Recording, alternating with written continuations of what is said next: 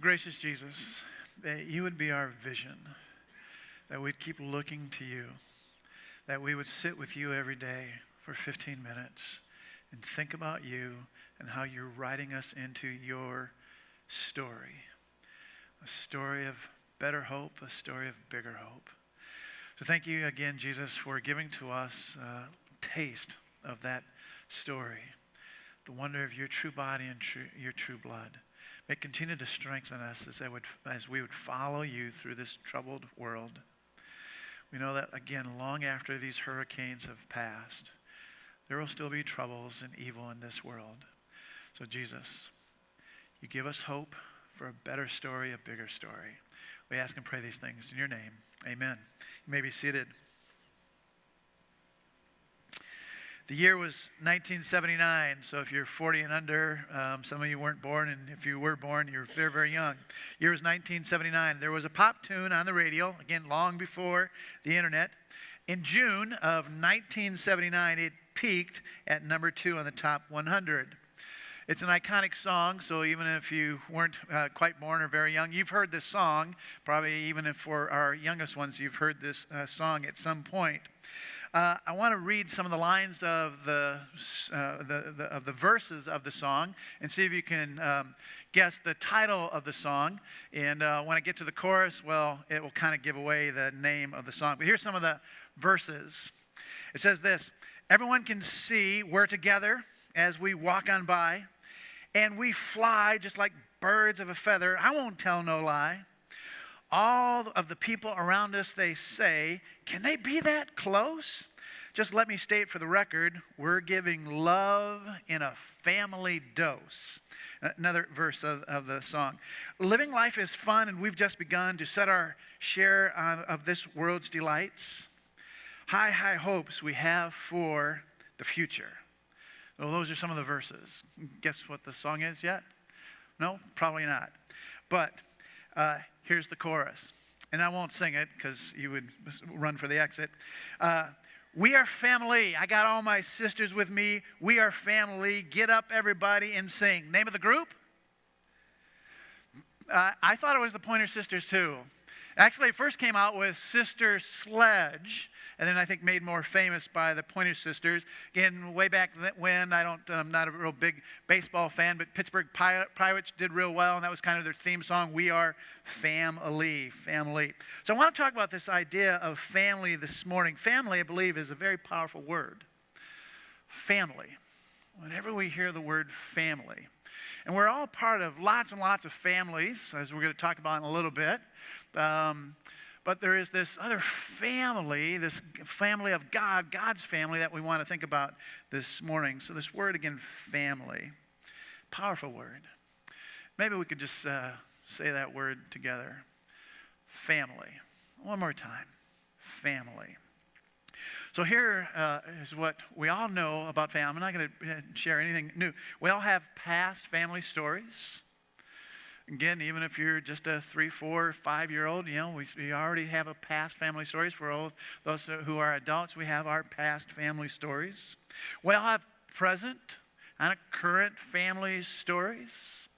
And probably most of us in the room this morning, and why we're here this morning, is that we kind of have some hopes, we have some dreams for our future family stories. Again, for many of us, because of our past, maybe even because of our current, present family stories, we have hopes and dreams for a bigger family story in the future. And not much about my past family story, but a part of my past family story involves 2 last names. I haven't always been a Pruitt. I was born Heliseth. My last name was Heliseth because I was born to a mother that wasn't married. And some of you have shared this part of my story over the years, and this past story and that. I don't have a name of who my biological father is. Don't even have a name. Then my mother got married and had a couple of other sons. And then she got divorced and then got married one more time. And my stepdad, they had a child together. Probably they talked about this. I'll skip that part. But he adopted me and my other 2 brothers that had different last names, and we all became Pruitts. So that's part of my past family story. I've got an amazing current family story. Again, I'm pinching myself all the time that all three of our adult children are here. Their spouses are here. We've got 4 grandchildren, a 5th grandchild on the way, and I got hopes and dreams for more grandchildren that will be on the way someday. Don't hassle one of the couples that you most of you know, but maybe someday. And so even with as wonderful as my present current family story is, still have hopes and dreams for even a better, bigger family story. Because one of these days I know I'm going to transition out of this world. And in the future to come, I want to see all of my adult children, their spouses, and grandchildren and their children into this thing called a bigger story, a better hope, a bigger hope. Maybe that's part of your dream too. So we know that one piece of our family story here at New Hope is that we keep saying this idea that we are God's chosen, holy, and dearly loved. Again, when those words come up, we are God's chosen, holy, and dearly loved. It's God's. It's part of His. And there's a story in those words for all of us in the room this morning. Again, all of us, as we teach about this over the years, and that is that, when it comes to this your chosen story, some of you would say, well, I don't have a really good chosen story. Again, like mine. I wasn't chosen by a biological father to father me. So that's part of my story. You can come up with all kinds of stories of how you weren't chosen. Maybe by a parent, maybe by a sibling. Maybe by your first crush. You were, you thought you would be chosen. You chose them. They didn't choose you back. The whole aspect of holy, boy, does that tell some stories. All of us. I have stories. I could share how, you oftentimes like, oh, pastor, you got to be a holy kind of person. I could tell you some stories where you would, that wasn't holy. Again, sometimes if you could see into my mind and the thoughts, you would say, boy, those aren't holy thoughts for a pastor. And it's a part of our story. Again, the whole idea of dearly loved. But yet, no matter sometimes what happens to some of those parts of our stories, we have a God that says, I'm choosing you. I'm making you holy. And you can come against me, but I'm making you holy. I'm going to dearly love you. Again, you can resist me, but I'm coming. Because I have a better hope for you. I have a bigger hope for you. I have a better story for you. I have a bigger story for you than the story that sometimes you think you're living and that you might be comfortable in. I've got a better story. And then we always say along with this, we kind of got a byline with this driving value that we have here at New Hope, that there's a warm family waiting for you. Again, if I was to talk about my past story, my past family story, I would talk about this idea that, kind of there's a coldness to my story. I got a father that abandoned me. He's so distant, so far away. There's a coldness. Some of you might have that same kind of story. Again, maybe you know who your father was, but he was just cold and distant and just never really a part of your story. And you would say, that's part of my past family story. Or maybe some of you would say, no. My story, I've got a really, really hot past story because my dad was always, there was just an anger to him. Or maybe for some of you, you have a story that was a mother that was angry. Just some anger, and you talk about, I never knew what. So we talk about sometimes our past stories, maybe some of our current stories, we'd use that same kind of temperature sort of thing. But God says, I've got a warm family for you. For some of us, New Hope has become a part of that warm family because of some of these past stories, maybe some of our current stories. We have a better hope, a bigger hope for some more warmth to come along. So this morning I want to talk about this idea of just tell me a better family story. Tell me a bigger family story. That we'd have this hope for a better family. Hope for a better family. Tell me a better family story. Again, before I get into this, so often we have just these small stories. A part of why we have small stories. It's a part of who we are in our identity. We oftentimes, in our small stories, kind of try to latch on to something that's bigger than us. So that our small stories, and sometimes we can feel small and insignificant, that if we latch on to a bigger story, that will make us maybe more significant, better as people in that. So we have identity things that we latch on to. Again, it used to be, I don't think it's as much anymore, but it used to be that, and some of you grew up with some of this in your past story in that, if you were a part of a church, there was a part that was your identity, maybe a big part of your identity. That you grew up in a Lutheran church, and so I'm Lutheran. Or grew up in a Catholic church, and so I'm Catholic, and I'm proud to be a Catholic, and Catholics are better than Lutherans. Lutherans are better than Catholics. Or maybe it was a Baptist, or maybe it was Methodist, or maybe all those, we'd latch on to somehow in our small, puny littleness, and that, well, we're Lutheran, or we're Catholic, I don't know that that's big. I want us to be people over and over again that we're becoming a part of the Jesus story. And all those other things take second, third, or maybe even a little, that we're part of this Jesus story.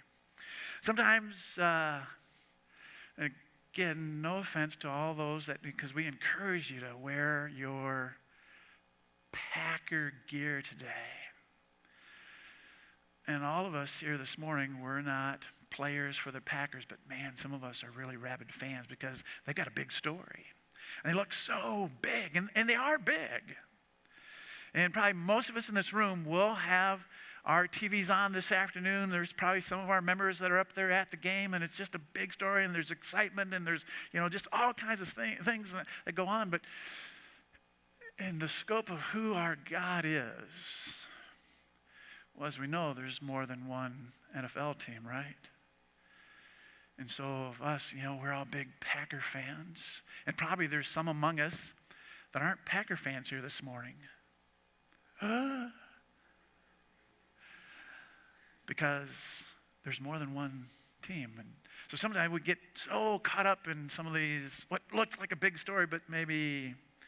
And sometimes it's an activity, again, we're known that we're going to identify ourselves as hunters or as fishermen, or we're going to identify ourselves as someone that likes to read a lot of books, or we're going to identify ourselves as a Harley person, or maybe it's a car kind of family. We're a Ford family, or we're a Chevy family, or we're a Volkswagen family, or we're a Honda family, or we're a Lexus family. And we identify ourselves in those kind of things, and we're small, but we can drive those kind of cars. And maybe sometimes we identify ourselves by a location, and so we're Wisconsinites, and we're Fox Valleyers, and we're people from Appleton, we're people from Neenah, we're people from Grand Chute, Little Chute. If I didn't say your little Chute thing, or Big Chute, or whatever you are, sorry, but we want to identify ourselves because, again, it tries to make us.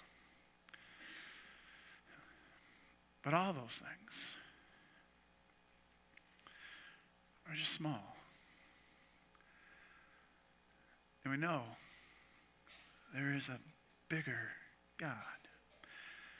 So how do we have a hope for a better family? How can we tell ourselves a better family story? All of us are here this morning because of one family that started way, way, way, way back. But none of us would be here this morning if it wasn't for this one family. And every year, as I sit down on my 15-minute daily chair time, there's a point during the year where I come across this story. And sometimes, maybe it might be multiple times a year that I come across this foundational, very, very small story, but God writes it large. That's why we're all here. Again, when we get into the story, you have heard of this family before. You know this family. You're familiar with this family. You're going to get maybe more familiar with this family this morning. It starts in the first book of Genesis. It's after the creation. It's after the flood, after the Tower of Babel. In Genesis 12, God starts to write a family story that includes us here to this day. We read this. Now the Lord said to Abram, we most know him as Abraham. God will change his name as part of this story. He says this, go from your country and your kindred and your father's house to the land that I will show you, and I will make you a great nation, and I will bless you and make your name great so that you will be a blessing. I will bless those who bless you, and him who dishonors you I will curse, and in you all the families of the earth shall be blessed. Is that true? As those promises come true? That's why we're here today. Because God has done that. And again, he doesn't do it because Abram and his wife Sarah are kind of some big Bible heroes. They actually try to interfere. They actually interfere with God's story over and over again in ways that we're still living the consequences from that. Do you know that all Christians claim Father Abraham as their father? All Jewish people claim Father Abraham as their father. And there are all kinds of people in the Middle East that claim Father Abraham as their father, not from the child of the promise, but from another child that Abraham had.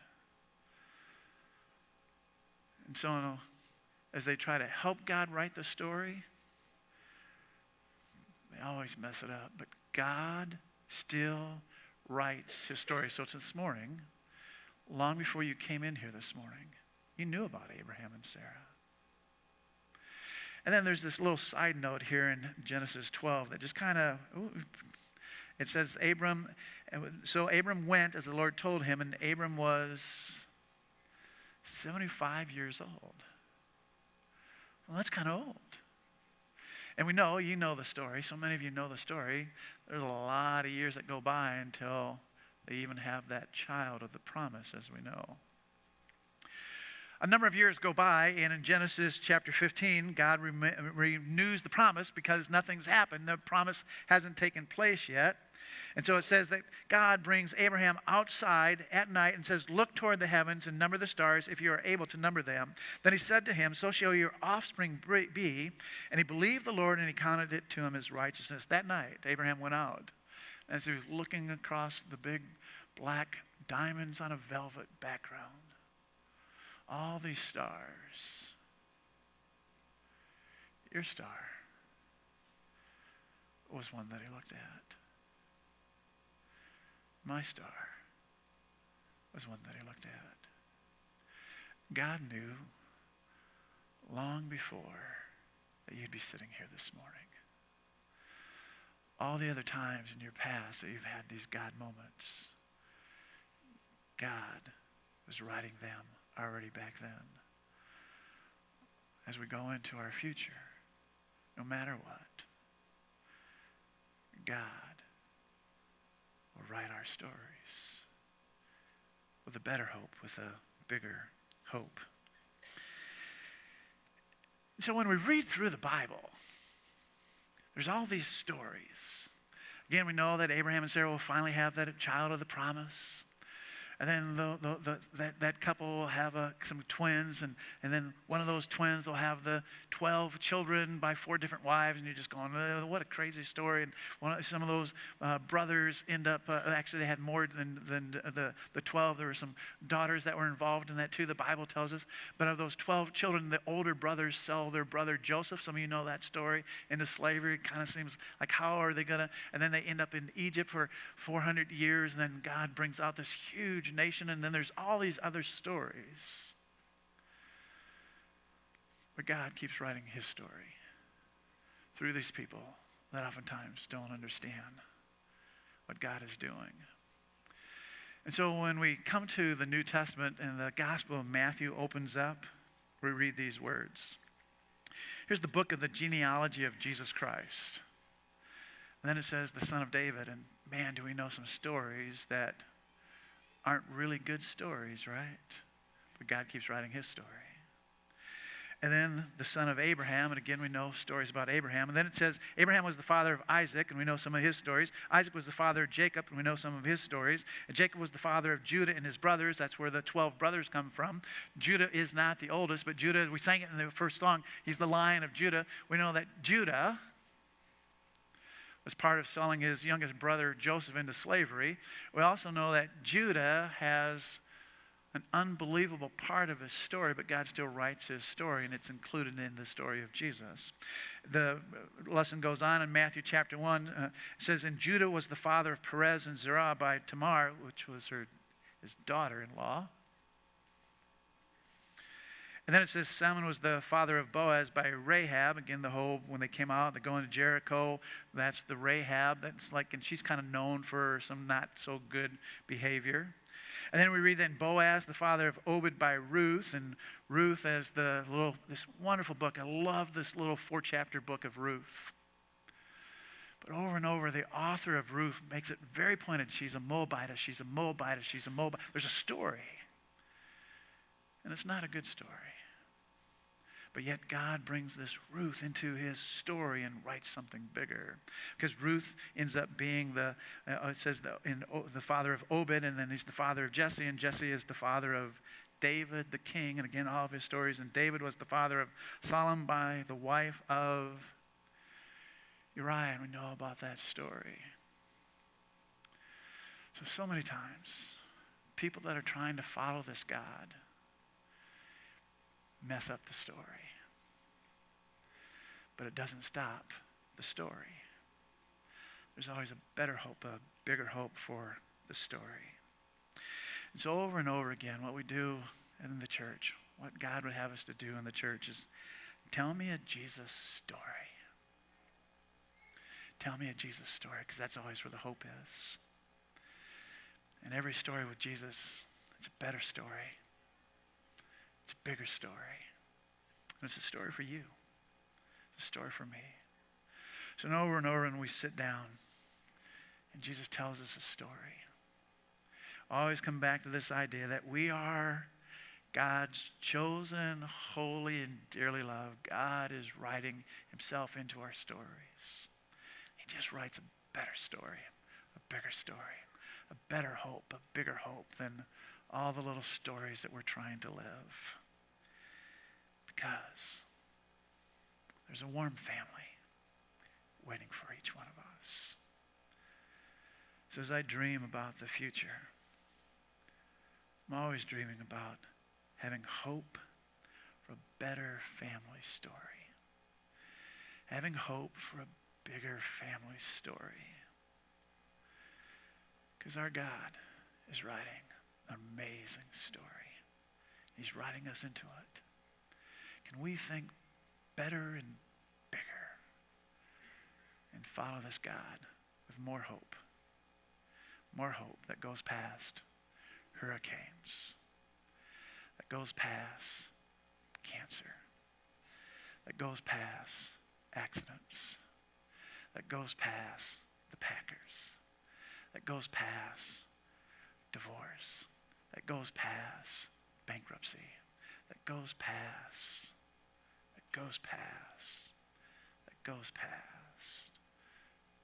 better, bigger hope. Let's stand for a closing prayer for our last song. So Jesus, you are writing into us a better story, a bigger story. We ask, Jesus, that you would help us to have a bigger hope than what we have. So Jesus, we're all hoping for a Packer victory, but there is a big hope way beyond that. We ask, Jesus, that you'd continue to be with us as we move into this week of work, this week of school, this week of our stories. We ask, Jesus, that you would continue to help us to sing praises to you because you are the only King forever. So Jesus, we look to you. You're beyond this kingdom of the United States. You're beyond the kingdom of this world. We keep praying to you, your kingdom. It's a bigger story, a bigger hope, a better story. Jesus, you are the only King of ever. So help us to sing to you. We ask it in your name. Amen.